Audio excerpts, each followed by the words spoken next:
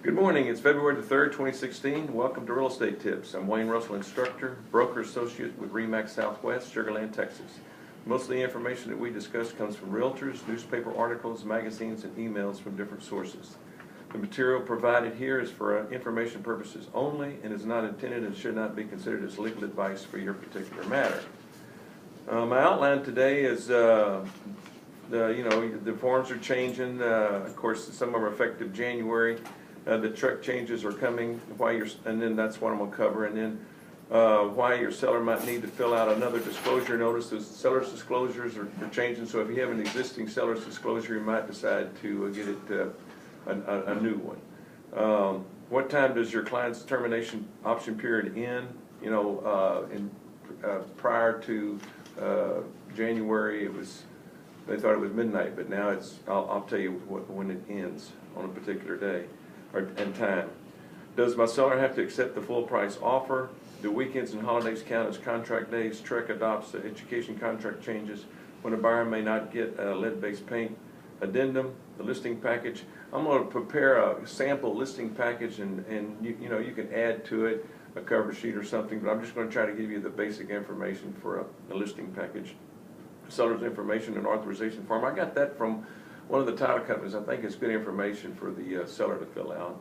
Information about brokerage services, that's going to change. And listing agreement, the CSS showing instructions, seller's disclosure notice, water district notice, lead-based paint, HOA addendum, what's it take to market your home. I want to go over, if you have a listing package, sometimes the owners go, well, how much is it going to cost me to sell my property, and what are my net proceeds? So I'll go over all that. How your forms are changing. The Texas Association of Realtors and Texas Real Estate Commission revised several forms with changes that take effect January the 1st. The new versions will be mandatory on that date, but you're free to use them now. All revised forms are on blank form pages on texasrealestate.com and will be available in zip form no later than January 1st. So if you want to go and see what the changes are, they'll be in red, and then you can see what the changes are. Why the changes? Most of the revisions were made in November by the Texas Real Estate Commission. The December 25th issue of Texas Realtor magazine includes an article that explains those changes in one-page PDF you can download as a reference. Down below, the TREC has also updated information about broker service from customer and consumer protection notice, but they have a February 1st effective date. What TAR forms are changing, and here's the ones that are changing: the seller's disclosure, the real estate listing checklist, general information notice to buyer, new residential condo, buyer's walkthrough, seller's estimated net proceeds. I'm going to go over the seller's net proceeds and the way I do it, so that a lot of people download an app from the title companies, and you can go to HAR and get seller's closing costs, but I'm going to go over it and kind of break it down, and then you can use your own judgment. Anyway, approximation of buyer's closing costs, I'll go over that a little bit today, but I'll also repeat that again for next session. Notice the tenant's intent to vacate, residential lease, extensions, residential lease, and I'll let you read the rest on your own for those changes. In third-party financing, I've gone over this before, but in third-party financing, it says replaces the third-party financing addendum for credit approval. The new addendum contains the provisions previously listed in third-party financing addendum for credit approval. The third-party financing information previously listed in paragraph 4 and reverse mortgage language. The reverse mortgage financing addendum will be repealed effective January the 1st and should no longer be used after that date. The new addendum also provides written permission for lenders and title companies to deliver copies of closing disclosure documents to the realtor listed on the last page of the contract, which was necessitated by the Consumer Financial Protection Bureau of Truth in Lending, RESPA. Closing changes effective October the 3rd. This language was taken from the TAR form, authorization to furnish TILA RESPA integrated disclosures. Y'all had that in the last 3 months of last year, but which no longer will be available in the TAR forms library effective January 1st and should no longer be used after that date. So that authorization, all that will be in your third-party finance. Yeah, but it was still there after that date. Paragraph 23, the termination option period now ends at 5 p.m. local time when the property is located on the day designated in the contract. And The broker information in place for sales associates' names and license numbers were added to the broker information section above the license supervisor's blanks. In addition, the order in which the associate and license supervisor names appear is reversed on the last page of the contract. Okay, the next one is, this is the sample of the authorization that you had, which you don't need anymore because it's going to be in third-party financing. And this was a sample for the seller, and then here's a sample for the buyer. But as you say, I just want to let you know that you don't have to use these forms anymore. Why the seller might need to fill out another disclosure notice. A revised seller disclosure notice became effective January the 1st. So if you're going out and get listings, make sure you have the new seller's disclosure. Due to changes made by the Texas legislature, you have current listings with clients who filled out an older version of the notice. It's a good idea to have them fill out the latest version of the form. The effective date of the most recent TAR seller's disclosure notice is January 1st. So if you have any existing listings and they're not under contract, I suggest getting a new seller's disclosure. What time does your client's termination option period end? It ends at 5 p.m. The termination period ends at 5 p.m. local time to where the property is located. The Texas Real Estate Commission revised its contracts effective January the 1st to implement this time deadline. Does my seller have to accept that full price offer? My seller's property was listed in MLS for $150,000. My buyer made a full price offer, but my client decided not to sell. Now the buyer's broker says my client has to accept the full price offer. Is she correct? And the answer is no. The seller's not bound to accept any offer, even at full price. However, your seller could be in a breach of your listing agreement by refusing to accept the full price offer. In other words, he may owe you the fee. Do weekends and holders, but that's why they have attorneys. Do weekends and holidays count as contract days? When calculating the deadlines for buyer in the 1 to 4 family residential contract, should I include weekend days or federal holidays? Yes. TREC and TAR contracts use calendar days, not business days. This includes weekends and holidays. So on those 10-day options, 15-day options, or 5-day options, you know, that's just calendar days. TREC adopts education contract changes. Visit the adopted forms section of texasrealestate.com to see red lines in all revised TREC forms. I'd advise you to go there if you want to see what changes are made in the forms so that you say, oh, well, that changed over. Third-party financing changed. Information about brokerage has changed.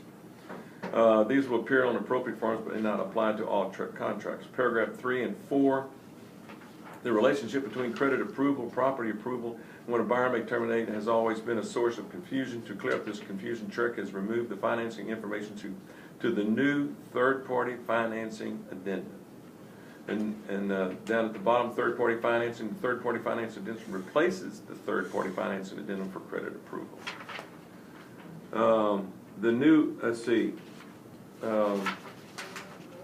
January 1st and should no longer be used after that date. The new addendum also provides written permission for lenders and title companies to deliver copies of closing disclosure documents to the realtor and listed on the last page of the contract, which was necessitated by the Consumer Financial Protection Bureau. And Bureau Truth in Lending RESPA changes, closing changes effective October the 3rd. This language was taken from TAR form authorization to furnish teller RESPA, which I just showed you. Integrated disclosure, which no longer will be offered TAR forms library effective January 1st. And the termination period ends on 5 o'clock. Down below is education, continuing education, legal update, and ethics, broker responsibility course. If you're a broker and you don't have anybody below you, you don't have to take those courses. But of course, if you're a broker and you're overseeing, say, X number of agents, then you have to should take that course. When a buyer may not get a lead-based paint, I thought it was just almost automatic if homes were built prior to 1978, but the seller does not have to provide the addendum in the following situations: property constructed on or before or after January the 1st, 1978, of course.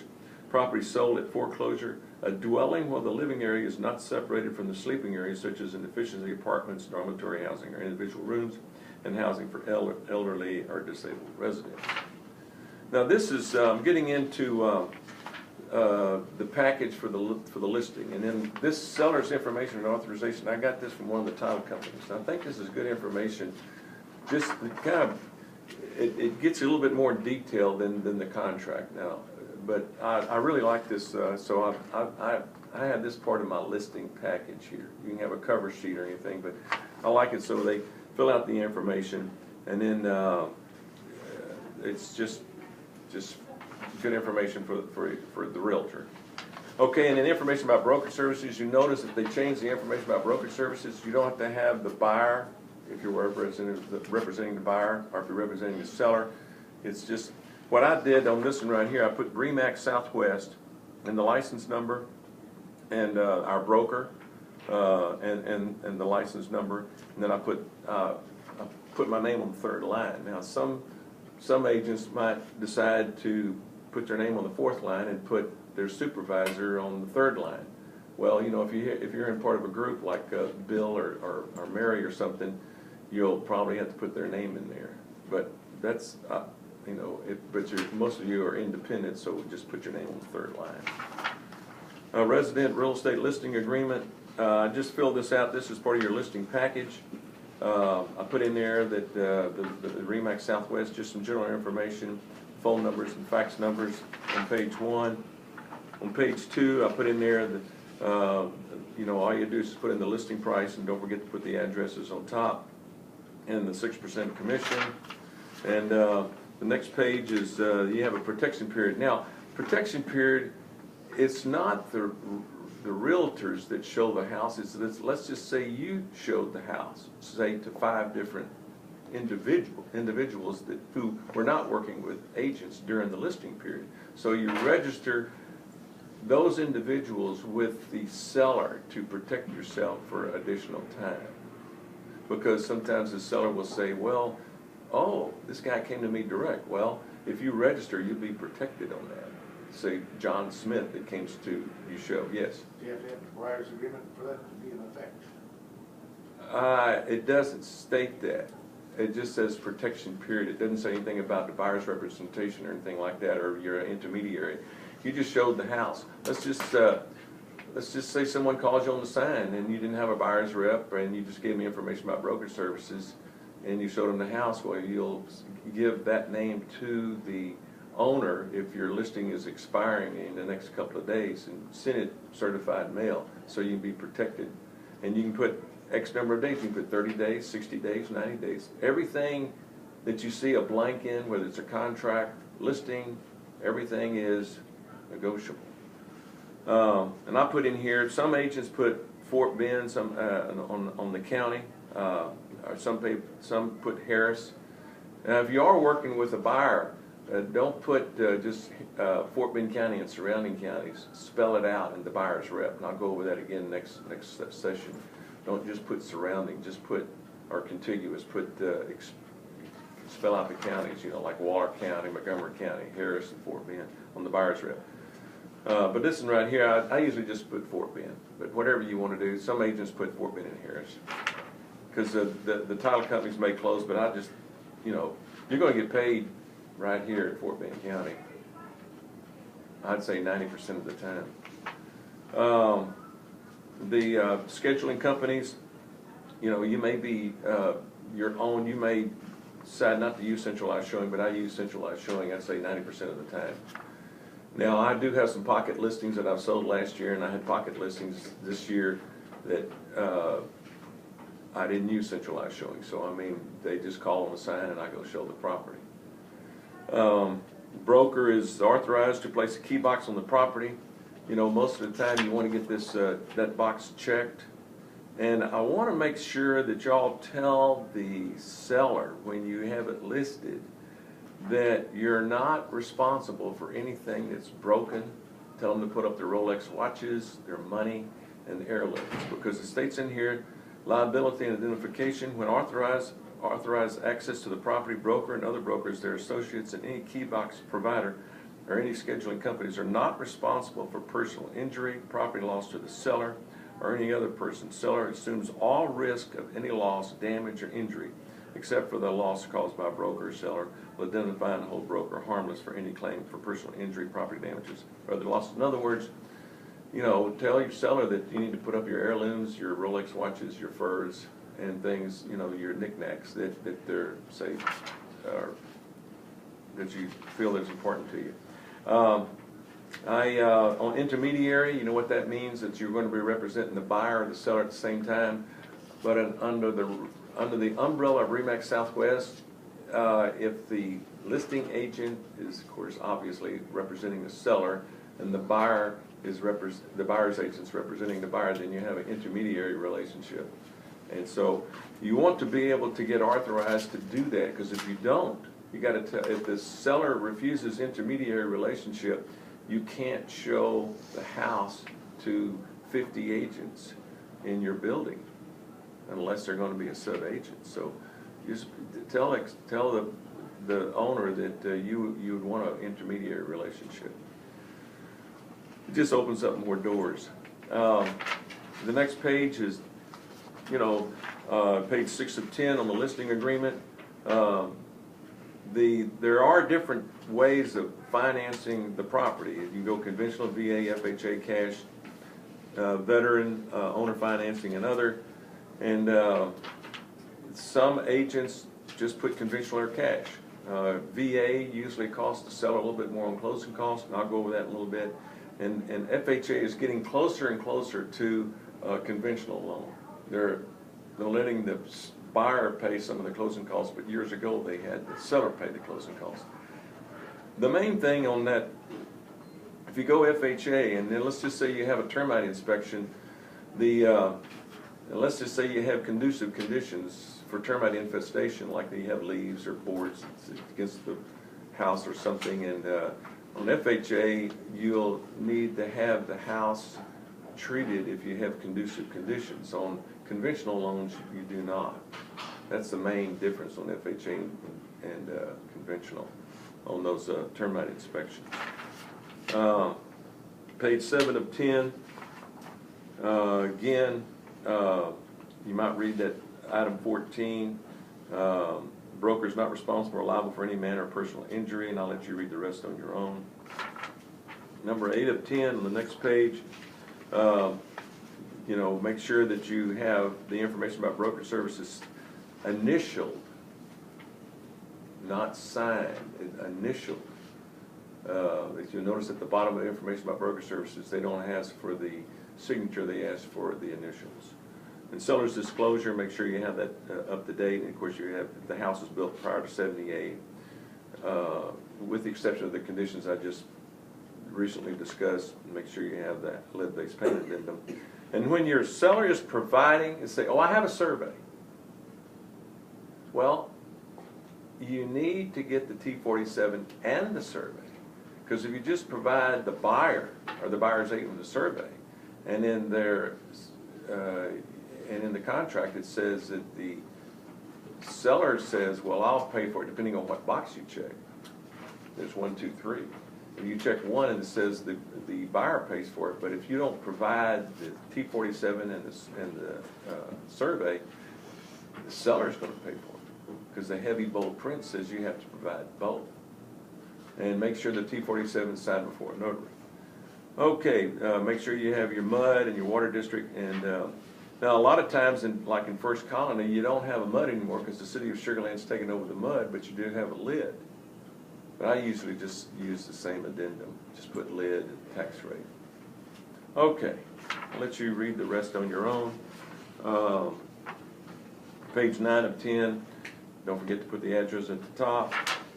And of course, 10 of 10, you don't forget to put your the broker's name. I'd usually just put RE/MAX, or you can put RE/MAX Southwest. You can put Jennifer. You can put whatever you want to put in there. But I usually just put RE/MAX. No one's ever said anything. Y'all use RE/MAX, or you put Jennifer? Or, RE/MAX. okay. And anyway, that's on page 10 of 10.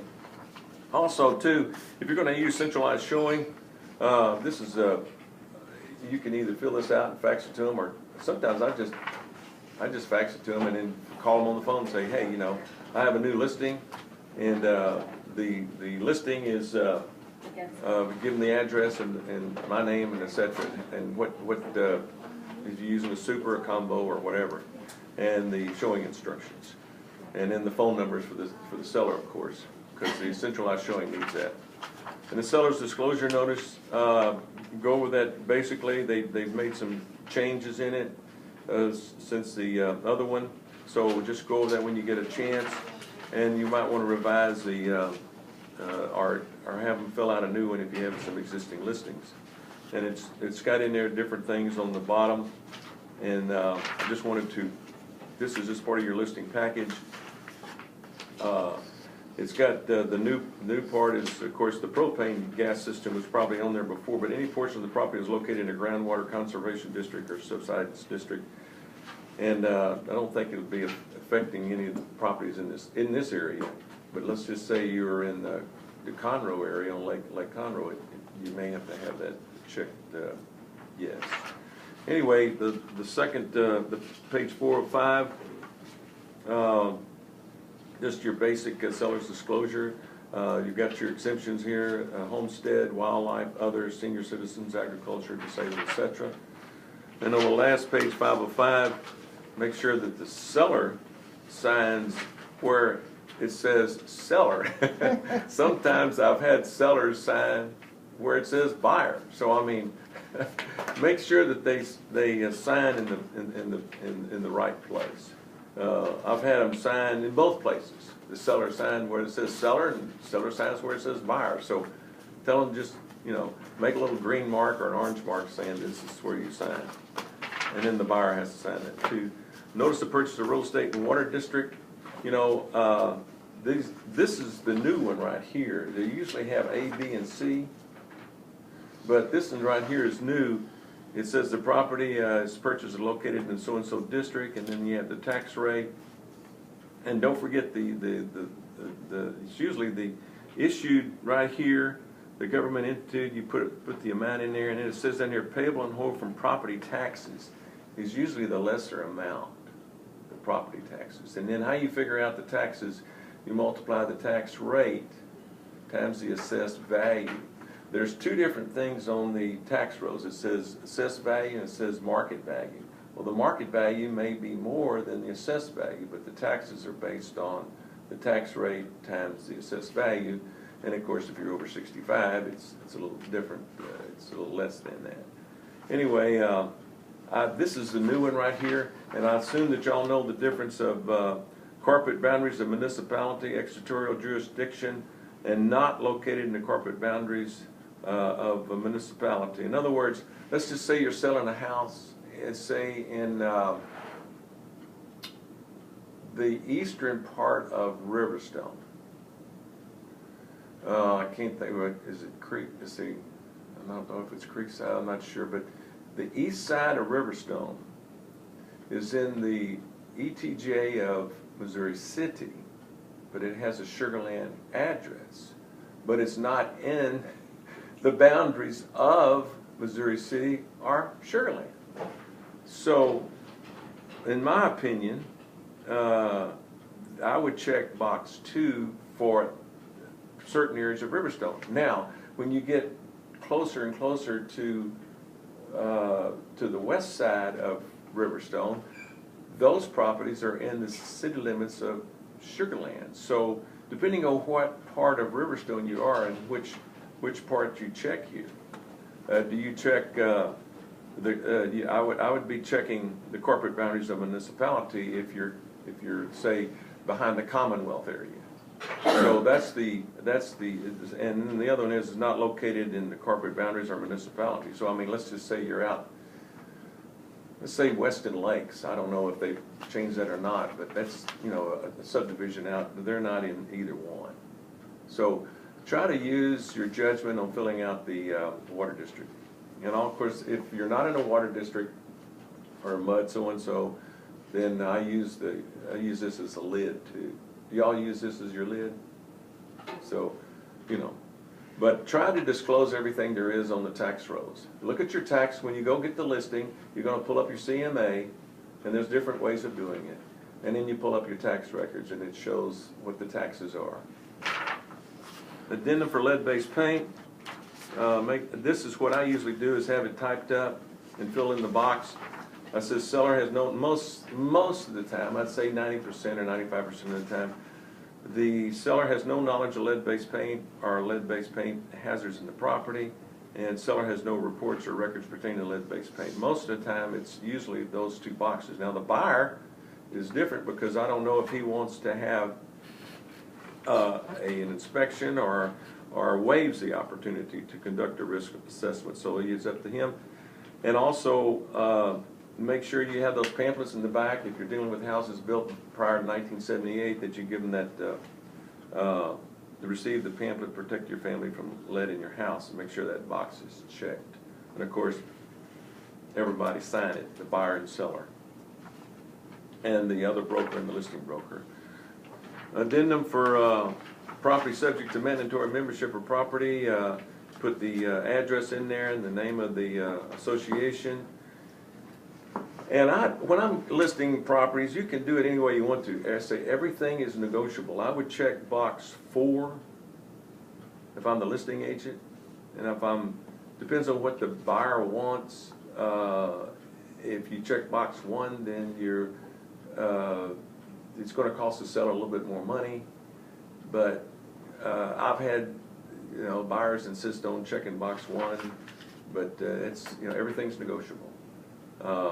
Box 4 is, you're going to get copies of the restrictions anyway when you go to the title company. You can just ask them for them. They're going to give you the information. But what? A lot of them start to charge. Right. $50. Right. And so I'll get down a little bit further down on this page here to determine if, now let's just say you're the listing agent. I'm going to go a little bit further. I'm glad you brought that up. Now, I've talked to some agents that say, well, on the transfer fees and other fees, that says right here that buyer shall pay any and all association fees. And I said, well, to a point. I guess they don't read the second line. It says, or other charges associated with the transfer of the property, but not to exceed X dollars. So if I'm getting a listing, and don't forget, you're not in Sienna Plantation or Riverstone, because they have foundation fees, but I'll go over that in just a little bit later. But I usually put about $300 here, because usually transfer fees are less than that.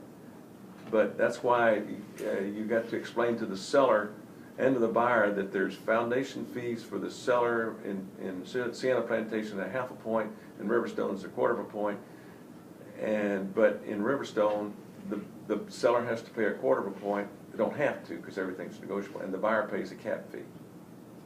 So anyway, and then down below, since we were talking about what it costs for something additional, it says authorization. Seller authorizes association to release and provide the subdivision information and any updated resale certificate if requested by the buyer, the title company, or any broker to the sale. If buyer does not require the subdivision information or updated resale certificate, and the title company requires from the association such as the status of dues, if they're current, special assessments and violations or covenants and restrictions, and waiver of any right of first refusal.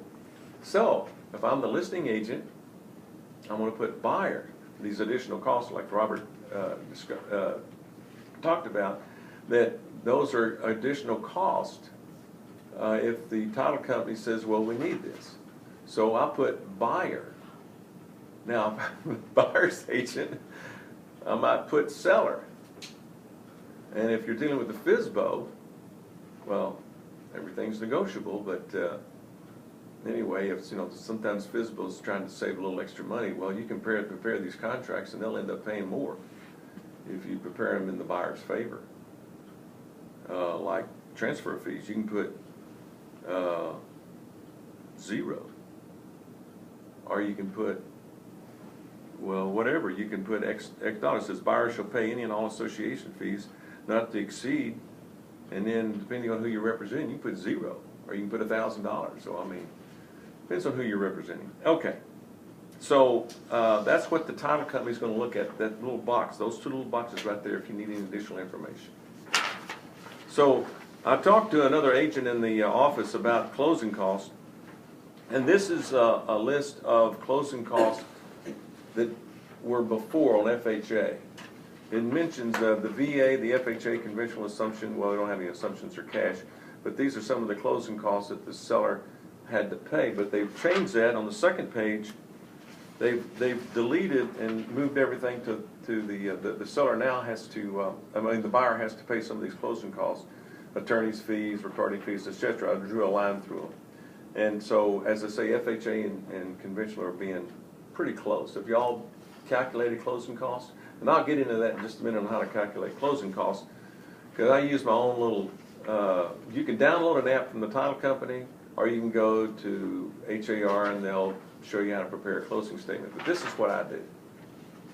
This is my old one here. What does it take to market a home? And so, this is a draft, just a rough draft. Pretty rough. It's pretty rough. So I've changed it, and so, but just bear with me. It says on your closing costs, let's just say, hypothetically speaking, you got a $100,000 house. Okay, and let's just say the title policy on $100,000 is really $972, but I'm just rounding up. So let's just say it's $1,000. The realtor's fee is 6%, of course. And the miscellaneous closing costs, say, is $250. This is a hypothetical situation. Now let's just say they just bought the property a year or two ago, and they paid X dollars and they owe $90,000. And they have a monthly payment, right? So their monthly payment, let's say, was $1,000. But you know, on a 30-year amortization, most of it is interest. So the seller, if they're going to close, say, at the end of the month, you tell the title company to make the payment if you can, because if it's due on the first, you have the title company make the payment if possible. Because if what happens, if you make the payment and the title company calls the mortgage company 3 days before closing, and they find out you owe X dollars, they're going to charge you more, and then it just has confusion. So see if you can get the title company to make the payment. And unless the closing gets delayed, then you don't want to have a penalty. Anyway, most of your payment on a 30-year amortization on this scenario, say, is mostly as interest. And so I've got in here monthly payment, but I got in parentheses interest proration. So you have to prorate the interest for that month. Tax proration. Let's just say you have a tax rate of 3%. Okay? And let's just say, for instance, your assessed value is $100,000. Well, if you close on December the 3rd, your taxes would be $3,000. But if you close on June the 30th, your tax proration would be $1,500. Now, I didn't put anything in there about bonuses to selling agent and home warranty. Home warranties are negotiable, but I put $250. And then purchaser's closing costs. Sometimes the buyer needs assistance, but in this scenario, I didn't put anything in there. FHA or VA closing cost. As I said, your VA is a little bit more, and the FHA is pretty close to conventional, but I didn't. I put 0, and right here so the closing cost, counting the payoff of the note and the interest proration and all the cost, is 100. So how much is the net proceeds to the seller? 0. 0. Now, what does it cost to purchase a home? I'm going to go over this again for the buyer in the next session, but I just wanted to hit this highlights here. I went upstairs to the mortgage company and asked them to do a little tweaking on my closing cost, and they did. So anyway, let's just say your sales price is 100. So here's your closing costs. Let's just say a loan origination. I know some lenders don't charge a loan origination fees, but they'll put it in there somewhere. But anyway, a loan origination fee is, so I got 1%, underwriting and processing fees, $700, survey, appraisal, 3 months of taxes, 14 months, this is in escrow, mortgagee's title policy, and the company that benefits from the mortgagee's title policy is the lender. And not, it's just for the lender so they can foreclose, and that protects the lender. The title policy, you know, protects the buyer, and the seller usually pays for that. And then document preparation, copy of the restrictions, messenger service, recording fees, homeowners association transfer fee, miscellaneous, and down payment. So let's just say, hypothetically speaking, on a conventional loan, it costs about 5% to buy for your closing, and 5% down for LTV of 95,000. So it's five. So it's a total of 5 and 5. 5% for closing, 5% for down payment, and then your note is 95,000. So now, as I said, I'm going to go back a little bit on the selling side. In the middle of the page, it says does not include funds in escrow. In other words, let's just say you paid PITI. Well, it's 4 to 6 weeks after closing, you're going to close your escrow account down. So you'll have some money in escrow for taxes and insurance, because the title companies don't know if you have an escrow account or if you're or if no escrow account. You may be paying PI instead of PITI. So does not include funds in escrow, foundation or community enhancement fees. I talked to you about Riverstone having a 1/4 of a point and Sienna Plantation 1/2 a point. And I didn't include any credit for HOA, because a lot of your HOA dues are prepaid. So I didn't include any credits for that. And then also, too, I didn't include anything about your insurance that you've not used. Let's just say you prepaid your insurance for a year in advance. Well, you're going to sell it, and you got, say, 6 months left. You can probably get your unused insurance back, because you're moving now to an apartment. So anyway, those are the things that I did not include for the seller. Now, for the buyer, does not include capitalization fees. Now, capitalization fees in Riverstone runs about equivalent to $250 plus the HOA. So if the HOA is $1,000, then it's $1,250. So that'll be your cap fee. And then on FHA, instead of 10%, 5 and 5, it's 8.5. So it's 3.5 and 5. So for FHA, if you don't have the seller paying your cost. Okay, this is a blank one that you can play with right here, or you can put it in file 13. But anyway, this is this right here. So now I've changed it a little bit. I've modified it and put the seller on one page. And then you can fill in the blanks and have a little practice with this: the price, the closing cost, and the net proceeds. And as I said, does not include certificate of compliance, resale certificates, funds in escrow, foundation or community enhancement fees, credit or any prepaid HO fees or unused homeowners insurance. So what does it cost to sell a house? It usually is about, at least in the middle of the year, is about 10%. I would say in the first quarter it's 9% because of the tax proration. And then at the end of the year, it could exceed 10%. Okay, and then and if the buyer's closing costs, here's the purchase cost of $100,000. The closing costs, I said, I just went over it again here. The down payment, it's going to be about 10% on $100,000. It's 5 and 5, 5% closing costs, 5% down payment. Does not include structural, mechanical, electrical, HVAC, or termite inspections, or any cap fees. So if you're buying a house in different subdivisions other than Riverstone and Sienna, or any of the Johnson developments, then you probably will not have the cap fees, but certain areas do have cap fees. And so, but I highly suggest, if you're representing a buyer, to have a structural, mechanical, and electric. You may have to hire a separate electrician, but now the normal inspectors charge about, what do you say, about $300 to $500, and the engineers will cost you at least $1,000. So depending on who you want. And if I'm representing the buyer, I'd like to have the electrical, because I remember one time and don't recommend anybody. Here's a list. But I don't recommend anybody in the list, because that keeps your liability down. I'd recommend structural and mechanical, and I'd recommend having an electrical check.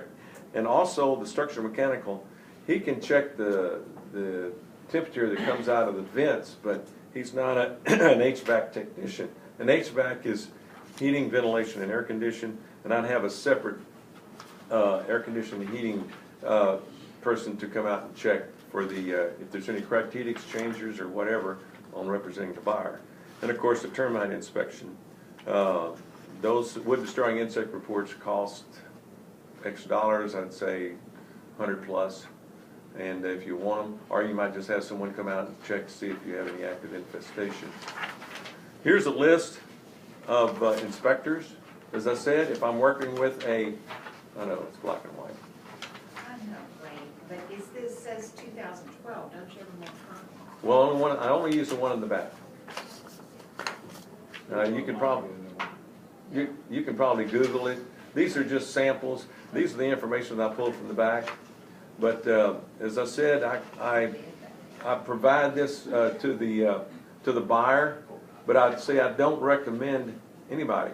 And of course, a lot of times realtors will have this structural mechanical, but forget down below it's got wood destroying insect reports, you know. So make sure you have the house checked for termites. I had in new construction, I had the buyer asked me, he says, "What do you want to have for termite inspection?" It's a brand new house. I said, "Well, just please have the house inspected for termites." And so I twisted his arm, and so he found termites on a new house. Because it was an inventory home, and they just kept bringing more mulch in and more mulch and so more mulch, and that's about 4 inches above the weep hose. Well, you're going to have termite infestation eventually. And anyway, these are, and sometimes when you go out and get listings, they're going to ask you for, well, I need to get certain things repaired. So, here's a list.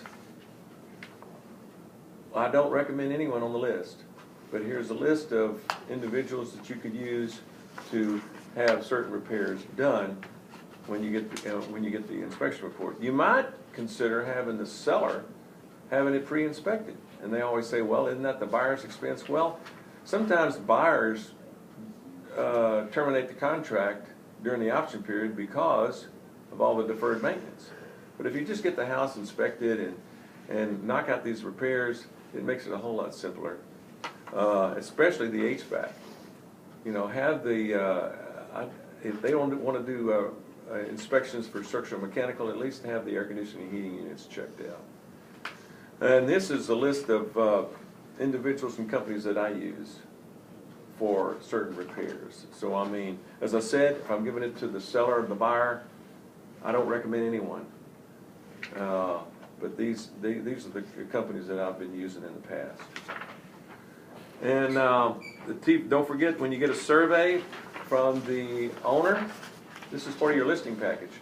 When you get a survey from the owner, make sure that you have the T-47 signed before a notary. So, are there any notaries here? Carolyn. You are? Carolyn. Carolyn? She's okay. Thank you. And then also too, this is interesting right here. Updates to residents. In other words, I went out. I got a listing over in. Once in a while, I do get a listing, but this is in Lakes and Brightwater. And so I asked the seller. I said, "Would you mind giving some more information to your house in regards to different things?" He says, "Well, sure. I'll give you an update of what we've done in the last X number of years." So she listed all the updates, and these are certain things you can put in your public remarks. And then I said, "Well, also too, would you give me your homeowners association?" Well, that helps you out when you prepare your HOA addendum. And then said, "Well, how about your electrical bill and all that?" So she said, "Oh, okay. Well, I'll add that in there." So she's got all the information in here. Your electricity, your telephone, your trash, your alarm, your water, your gas, and pest control. They had an existing pest control contract. So if you have all this information right here, a lot of buyers go, "Well, say, who services this area? Who's what?" So here's a list. So if you can get your seller to cooperate and provide you with updates and information about the house, it's a whole lot easier. And the buyer goes, "Wow. This listing agent's great." So, okay, well that takes care of that. And y'all, go ahead. I'm done. Thank you.